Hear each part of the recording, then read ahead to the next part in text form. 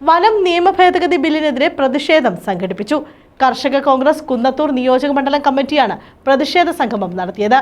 വൈദ്യുത ഭേദഗതി ബിൽ കത്തിച്ചായിരുന്നു പ്രതിഷേധം.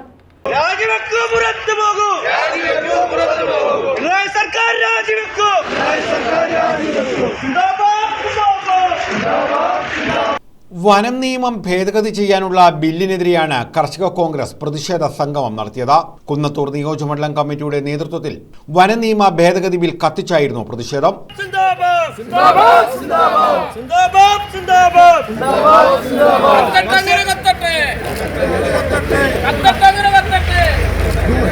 ശൂർനാട് തെക്കേമുറി ഹൈസ്കൂൾ ജംഗ്ഷനിൽ സംഘടിപ്പിച്ച പ്രതിഷേധം കർഷക കോൺഗ്രസ് ജില്ലാ വൈസ് പ്രസിഡന്റ് എസ് സുഭാഷ് ഉദ്ഘാടനം ചെയ്തു.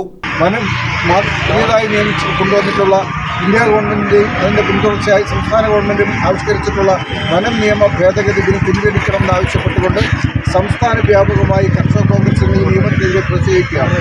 കേരളത്തിലെ വനം വന്യജീവി സംരക്ഷണ നിയമം ഈ രാജ്യത്ത് നിലവിൽ വന്നതിന് ശേഷം ഒട്ടേറെ മേഖലകളിൽ കൂടി വനത്തെ സംരക്ഷിക്കുവാനുള്ള നിയമങ്ങൾ നിർമ്മിക്കപ്പെടുകയും വന്യജീവികളെ സംരക്ഷിക്കുവാനുള്ള നിയമങ്ങൾ ഉണ്ടാവുകയും ചെയ്തു.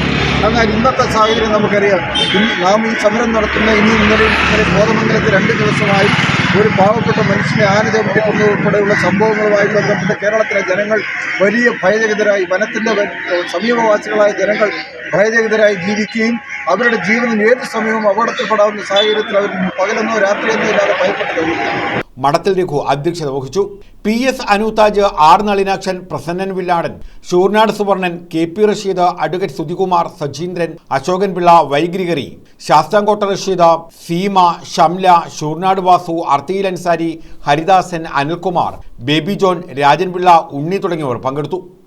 News bureau, Sooranad.